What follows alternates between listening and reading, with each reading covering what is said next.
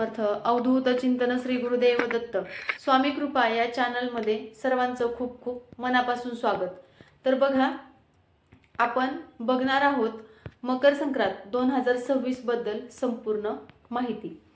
तर हा व्हिडिओ लवकर बनवण्याचं कारण एकच, कारण बऱ्याच स्त्रियांना खरेदी वगैरे करायची असते आणि खरेदी वगैरे करताना बऱ्याचशा गोष्टी काही असं असतं संक्रांतीला की हे काही गोष्टी वर्ज्य मानल्या जातात. तर आपल्याला हा व्हिडिओ खरेदी करण्याआधी पाहिला तर नक्कीच उपयोगी पडेल, त्यामुळे हा व्हिडिओ सर्वांनी बघा. श्री स्वामी समर्थ सर्वांना. तर मकर संक्रांत आलेली आहे 14 जानेवारी 2026 ला. त्या दिवशी आहे बुधवार आणि मेन म्हणजे त्या दिवशी एकादशी सुद्धा आहे. आता सूर्य हा मकर राशीत प्रवेश करतो रात्री साधारण वेळ भारतीय पंचांगानुसार. पुण्यकाळ जो आहे तो सकाळी 7 ते 12:30 पर्यंत आहे. मकर संक्रांतीचे जर धार्मिक महत्त्व बघायला गेलं, मकर संक्रांत हा सूर्यदेवाचा पर्व काळातील पवित्र दिवस मानला जातो. या दिवशी सूर्य मकर राशीत प्रवेश करतो आणि उत्तरायणाची सुरुवात होते. या दिवसापासून दिवस मोठे आणि रात्र लहान होऊ लागतात. तर आता यावर्षी मकर संक्रांत आणि एकादशी एकाच दिवशी येणे हा फार दुर्मिळ आणि शुभ योग मानला जातो.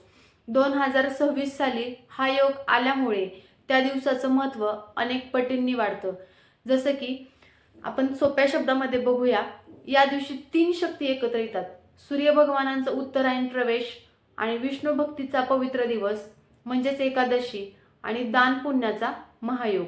हा योग मोक्षदायी आणि पापक्षय करणारा मानला जातो. आता या दिवशी विष्णू पूजन, या दिवशी भगवान विष्णूंची पूजा केल्याने कर्मदोष शांत होतात. उपवास केल्यास शरीर, मन आणि आत्मा शुद्ध होतो. जन्मोजन्मीची पापे कमी होतात. विशेष दान या दिवशी केल्यास जन्मभर पुण्य मिळतं. जसं की तिळदान असेल, गुळदान असेल, अन्नदान असेल, वस्त्रदान असेल. आणि आपल्याला त्या दिवशी नामस्मरण सुद्धा करायचं आहे, कारण त्या दिवशी एकादशी आली आहे. त्यामुळे तुम्ही दिवसभर ओम नमो श्री भगवते वासुदेवाय नमः या मंत्राचा कमीत कमी 108 वेळा तरी जप केला पाहिजे. तर आता आपण पुढे बघूया की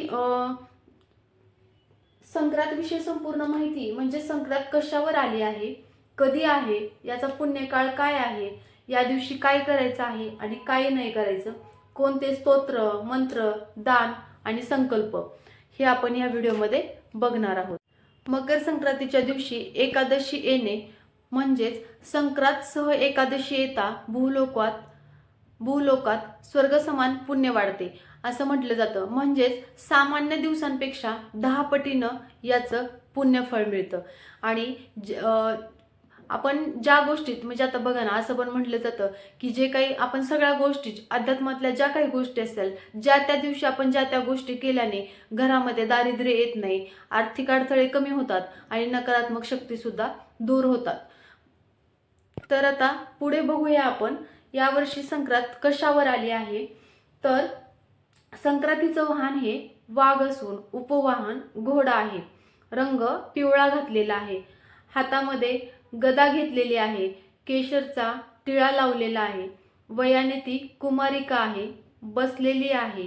वासाकरिता जाई हातात घेतलेली आहे आणि पायास भक्षण करीत आहे. म्हणजेच दूध, खीर जे काय असेल ते भक्षण करीत आहे. तर या दिवशी दुधाचे पदार्थ खाणे टाळावेत. तिने मोती परिधान केलेला आहे. तिचे नक्षत्र नाव मंदाकिनी आहे. पूर्वेकडून पश्चिमेकडे जात आहे आणि तिचे मुख वायव्य दिशेकडे आहे. स्नान, दान, जप, तप, हवन पुण्यकाळात करणे हे सुद्धा संक्रांतीच्या दिवशी अतिशय फलदायी ठरते. तिळ मिश्रित पाण्याने त्या दिवशी अंघोळ करायची आहे. आपल्याला तिळदान करायचं आहे. तर बघा, आता मकर संक्रांतीच्या दिवशी आपल्याला तिळदान, अन्नदान, गुळदान हे करायचं आहे. एखाद्या गरजूवंताला किंवा एखाद्या जे काही मंदिरात पुजारी वगैरे असतात, आता आपण ज्या मंदिरामध्ये संक्रांत ओवाळण्यासाठी जे जात असतो ना, त्या मंदिरात पुजारी बसलेले असतात. त्या दिवशी तिथे सुद्धा आपण त्यांना तिळदान करू शकतो, गुळदान करू शकतो किंवा तुम्हाला ज्या काही गोष्टी दान करायच्या आहेत त्या दिवशी तुम्ही करू शकतात.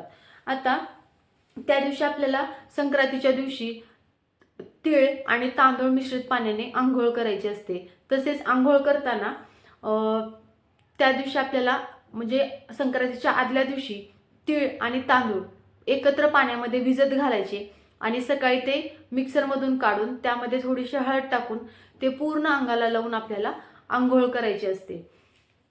तर बघा, हे सगळं झाल्याच्या नंतर सकाळी सुशुभूत झाल्याच्या नंतर आपल्याला सूर्याला जल अर्पण करायचं आहे. जल अर्पण करताना पाण्यामध्ये हळद, कुंकू, अक्षदा, तीळ आणि एक फूल टाकायचं आहे. त्याला नमस्कार करायचा आहे आणि ओम घृणी सूर्याय नमः म्हणत म्हणत या मंत्राचा जप करत करत सूर्याला अर्घ्य द्यायचा आहे. अर्घ्य देऊन झाल्याच्या नंतर परत नंतर दिवसभरामध्ये आपले जे काही संक्रांतीचं असेल ते झाल्याच्या नंतर आपल्याला जर शक्य असेल तुम्हाला तर त्या दिवशी सत्यनारायण पण केलेला खूप चांगला.